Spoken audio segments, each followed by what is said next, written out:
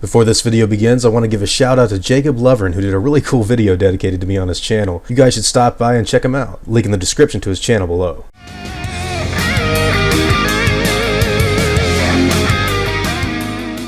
Hey guys, we're finally on to our next comic video. I'm still waiting on issue 9 of Return to Jurassic Park to come in, but Jurassic Park Annual came in a tad bit early, so this is the next one we're going to be talking about before the Return series begins. Now, this issue contains 2 stories, and the first of which will be featured today. It was published right around the same time the first issue of Return came out, so don't worry, we're not going out of order or anything like that. We begin our story on none other than Isla Nublar. Hurricanes and tropical storms are constantly assaulting the island, and even though the dinosaur theme park that used to be there is now defunct and out of use, Ingen's creations have survived, and life always seems to find its way.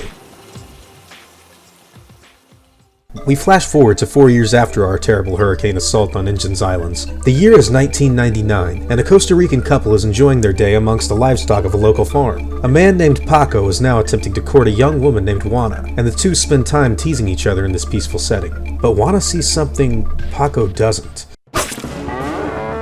A cow was cut open from some mysterious threat amongst these humans, and Paco shoves himself in front of Juana in a desperate effort to protect the woman he loves. But he's no match for this foreign visitor.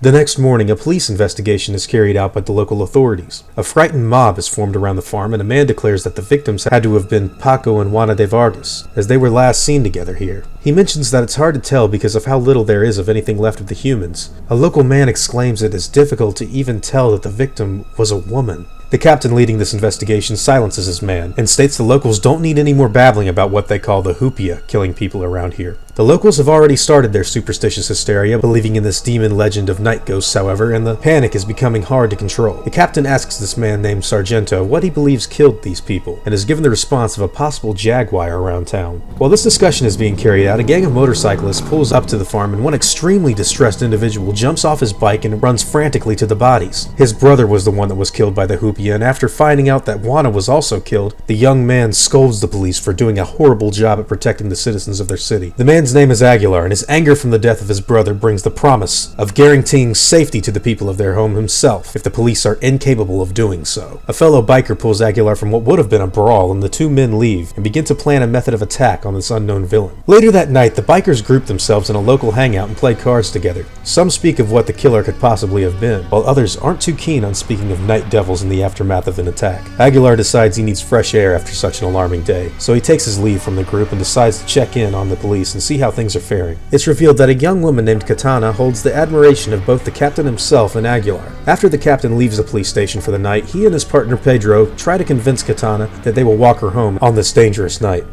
But the noise of an unknown predator interrupts their stroll, and the killers finally present themselves to the people of Costa Rica. The police open fire upon 2 Dilophosaurs who stand next to the body of a local man, and Pedro screams at his hoopia before being ripped apart by the Jurassic dinosaur. The captain's gun starts to lock just as the creature decides to turn its attention to the other 2, but the force of a shotgun hits the animal straight in the chest. Aguilar races up next to Katana and lifts her onto the back of his motorcycle. All the while, the captain begins firing an automatic weapon at the other Dilos. Aguilar hands the shotgun to Katana and tells her to pull the shells out of his side pocket and reload. Police file out of the barracks after hearing the shots, and Aguilar's gang head out to help as well. The 2 teams of men nearly collide with each other at an intersection, but stop before any collision is made. A conversation is made about working together to stop the hoopias, before blinding venom is thrown in the face of one of the bikers. The motorcycle careens off of the road and explodes after impact is made. The other police and bikers roll out of the turmoil and meet up with Aguilar and Katana, explaining the acidic venom these demons can spit. While this is happening, the captain and Sargento rush towards the massive city defenders and spread the word that they've just got news that the hoopia have gathered around the Plaza de Maria, which is the local orphanage. The captain takes control of the car the police have just pulled up in, and Aguilar makes the sarcastic comment that these jaguars look kind of peculiar to him. Before a fight breaks out between the 2, Katana tells them to cut it out and hurry for the plaza. At the orphanage, 2 Dilophosaurs have broken in, and one vengeful woman slams a chair against one of the dinosaurs, before it's met with a shotgun blast from Aguilar. The group has arrived and sets out to look for the other Dilo, before one of the men is grabbed by the beast. Luckily for them, it's the last victim this hoopia will claim.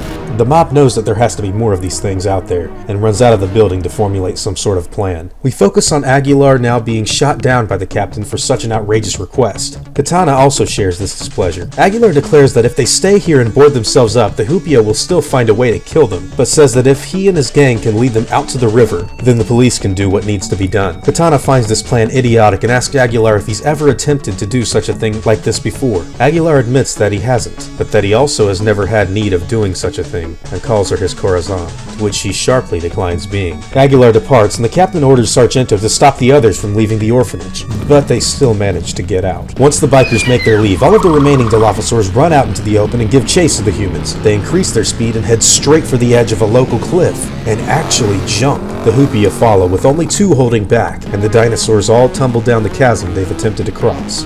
Except for one. The monster attacks, and a lone biker throws a chain around the neck of the beast and pulls it down trying to help, but the Dilo yanks back hard, and they both meet the fate of all of the others. The police begin to pull up behind the 2 remaining dinosaurs and shower a rain of lead onto these terrible killers, and the last 2 Dilophosaurs fall. A funeral is held for the fallen men after all of the chaos has subsided, and Katana, the captain, Sargento, and Aguilar join together in mourning the dead. Their troubles are finally over, and they promise to keep their fears, doubts, and nightmares to themselves, and pray they stay in the dark where they belong.